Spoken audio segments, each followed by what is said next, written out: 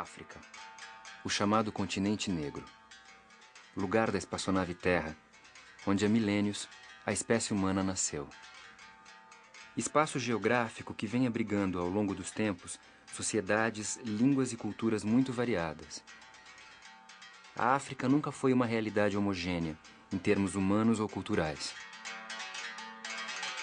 Alguns povos africanos, vindos de Angola, do Congo, de Moçambique, da Nigéria, do antigo Daomé e de outras partes do continente negro, atravessaram o Oceano Atlântico para desembarcar no Brasil. E esses negros passaram a ser a massa substancial da força de trabalho de fazer o Brasil.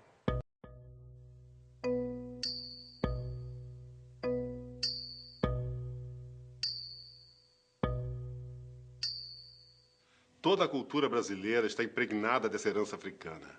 Sua presença fez quase tudo que aqui se fez.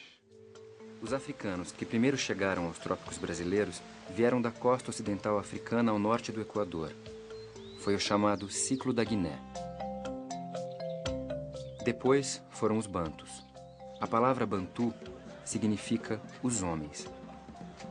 Vinham das regiões de Angola e do Congo, da África Central Atlântica. Os povos bantus possuíam uma longa história. Produziam objetos de cerâmica, praticavam agricultura e criavam gado. Haviam domesticado diversas plantas e dominavam as técnicas da metalurgia. Além disso, bem antes da chegada dos europeus na África, se ordenavam em estados, conheciam o comércio, a moeda e a escravidão. O sagrado está presente em todos os instantes e em todas as instâncias da vida banto. O natural e o extranatural são inseparáveis. Os bantus acreditam na existência de dois mundos, o visível e o invisível. Acreditam na interação desses mundos e em um Deus que é criador e pai de tudo que existe. Pai dos homens, pai das coisas, pai dos insetos. Deus, criador de toda a criação, não pertence ao mundo dos seres, das criaturas. Ele é o incriado, o princípio, sem princípio, de todo e qualquer princípio. Como dizem os bakongos, acima de tudo reina Zambi Pungu. Kalunga Zambi, dizem os ambundos. São nomes que traduzem, sempre, ideias de união, laço ou vínculo supremo. Os bantus cultuavam deuses chamados inquices e reverenciavam os seus antepassados.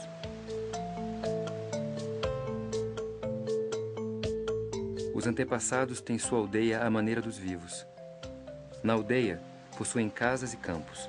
São senhores e proprietários da terra e da água, das florestas e do sertão, com todos os animais que neles vivem e as palmeiras de vinhos que nelas crescem.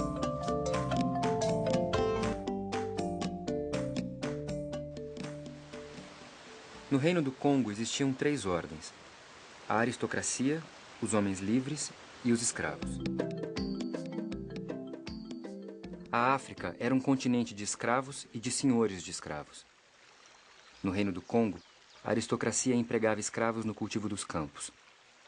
Entre os negros alçás, escravos eram comprados e vendidos, usados como soldados e lavradores, servindo ainda de moeda para transações comerciais.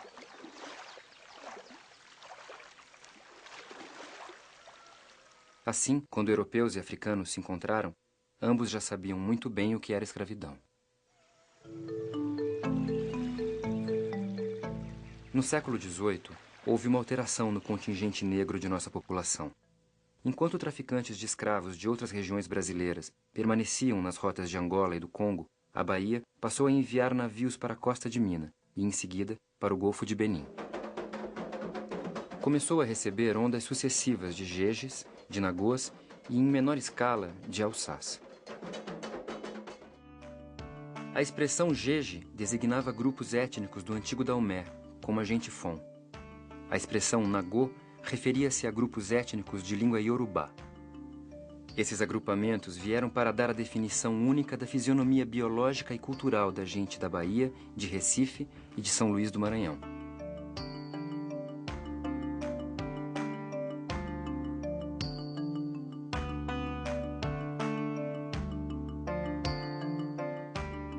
Os jejes trouxeram seus boduns. Os nagôs trouxeram os seus orixás e os seus oriquis. Os Haussás eram vizinhos dos iorubanos. É provável que eles sejam um povo autóctone, coisa mais do que rara na história da humanidade. Ainda no século XIV, os Haussás se viram envolvidos pela maré islâmica que se espraiou pelo continente africano.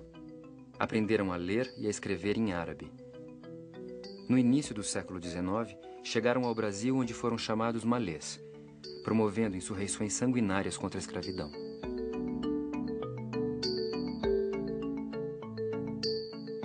As nações do Haussá eram florescentes e das mais adiantadas da África Central. Era de prever que uma nação assim, aguerrida e culta, não poderia fazer passivas máquinas de plantio agrícola. Por sob a ignorância e brutalidade dos senhores brancos, o islamismo organizou-se em seita poderosa.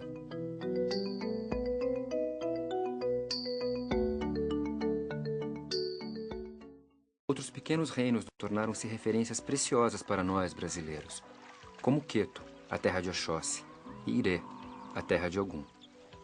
Regiões que haviam conhecido, antes de qualquer contato com europeus, a metalurgia, um alto grau de urbanização, uma produção estética sofisticada e a economia monetária.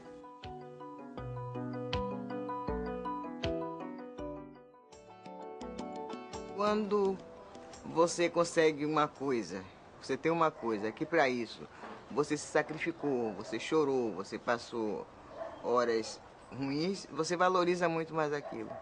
Se você sofreu por causa daquilo, é evidente que você valoriza muito mais. Daí que a religião africana chegou ao Brasil através de muito sofrimento, de muitas perdas, e isso fortaleceu o descendente de africano. Porque ele sabe, se eu tenho meu orixá, eu sofri por causa dele, eu apanhei por causa dele, por causa da minha linguagem, por causa do meu nome, tudo isso, da minha forma de ser. Se as pessoas quiseram cortar essa característica minha, porque era de muito valor e ameaçava. Você vê que foi plantado com a vinda dos negros para o Novo Mundo, e ele cultivou ao molde deles, e conseguiu florescer muita coisa e está sendo conservado esse trabalho todo feito. O que aconteceu no Brasil foi que os africanos foram tão fundo na aventura da construção deste país que hoje eles já não são eles. Eles somos nós, os brasileiros.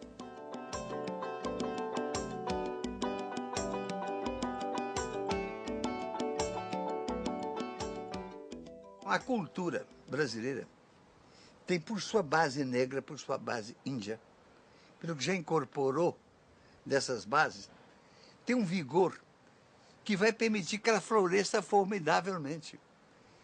E floresça não por peculiaridade, por criatividade. O negro vem a ser, apesar de todas as dificuldades que enfrenta, o componente mais criativo da cultura brasileira.